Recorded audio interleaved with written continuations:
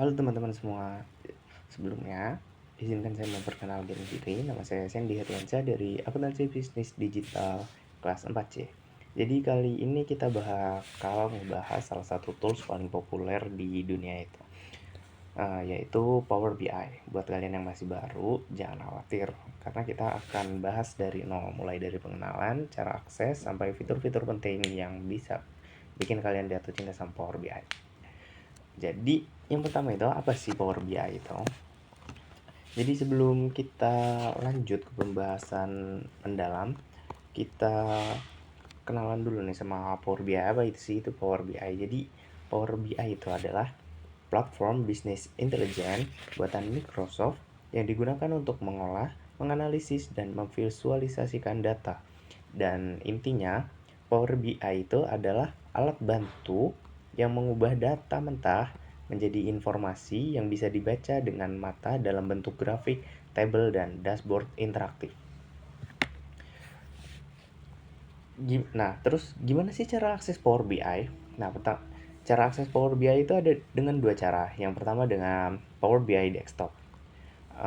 Ini itu versi gratisnya ya, bisa di-download langsung atau dari website di Chrome atau Google kalian. Nah, ini cocok banget buat pemula, data analis, atau siapapun yang mau belajar visualisasi data tanpa perlu bayar. Terus itu ada Power BI Service. Nah, kalau ini berbasis cloud, biasanya digunakan untuk sharing dashboard secara online, akses laporan via browser, atau kolaborasi tim. Tapi, yang ini butuh akun Microsoft dan beberapa fitur premium berbayar. Jadi saran gue untuk pelajar kayak kita bisa menggunakan Power BI Desktop dulu, karena semua proses utama dari impor data sampai dashboard itu bisa dilakukan di situ dan tanpa bayar. Terus kenapa sih kita harus menggunakan Power BI? Kenapa sih kelebihannya? Jadi yang pertama itu banyak pilihan sumbernya. Power BI itu fleksibel banget karena bisa ngambil data dari banyak sumber. Kita juga bisa connect ke file Excel, Google Sheets, SQL Server, MySQL, PostgreSQL, SharePoint, OneDrive, web, dan bahkan dari layanan cloud kayak Azure atau Salesforce. Cuma tinggal klik get data, pilih sumbernya, dan hubungkan deh. Mudah banget kan?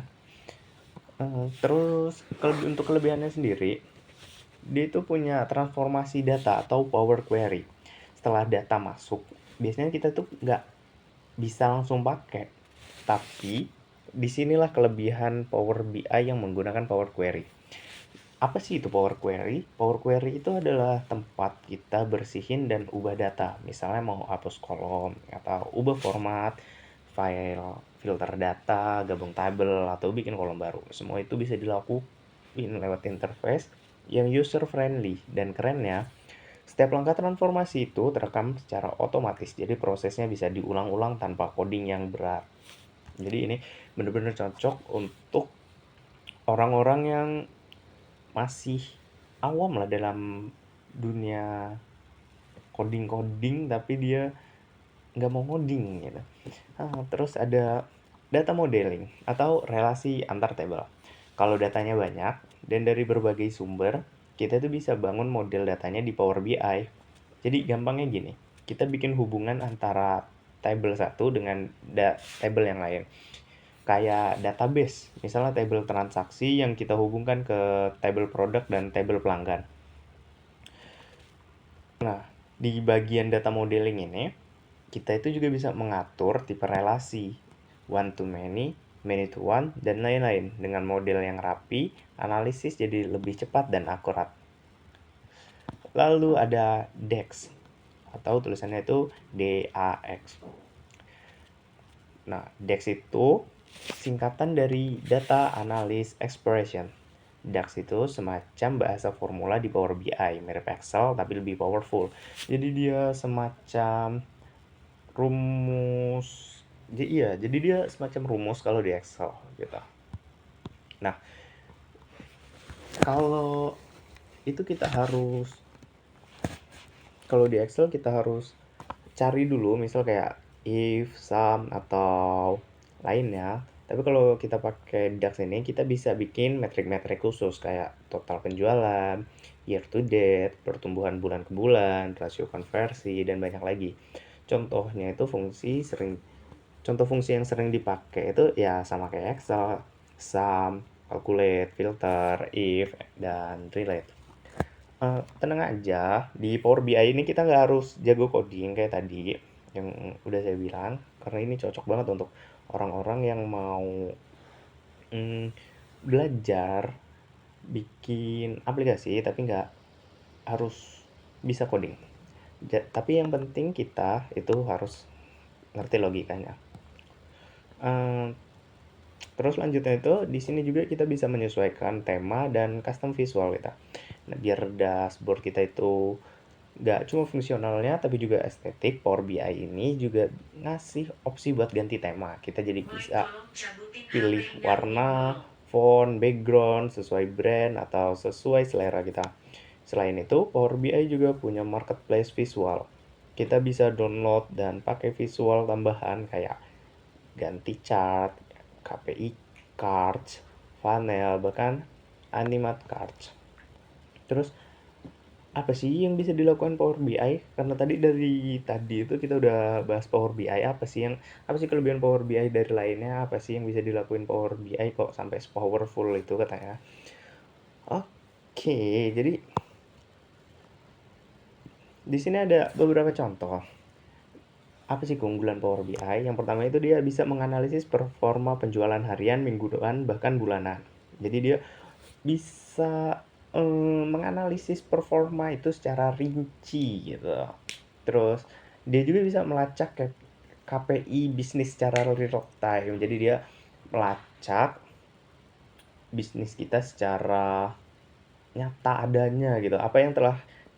Transaksi yang telah kita lakukan itu bakal tercatat di Power BI ini.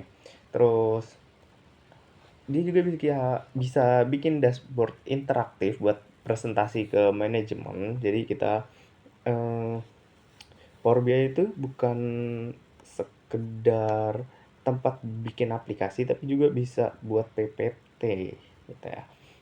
Terus Power BI juga itu bisa menghubungkan data dari banyak sistem dalam satu tempat dan bisa mengotomatisasi laporan mingguan atau bulanan.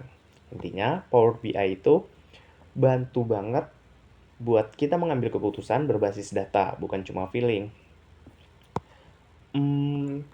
Mungkin itu aja pengalaman singkat tentang Power BI, mulai dari cara akses data source, transformasi, data model, relasi DAX, sampai tampilan visual. Buat kalian yang mau belajar data analisis, Power BI itu tempat yang tepat banget buat mulai, gratis, fleksibel, dan powerful banget.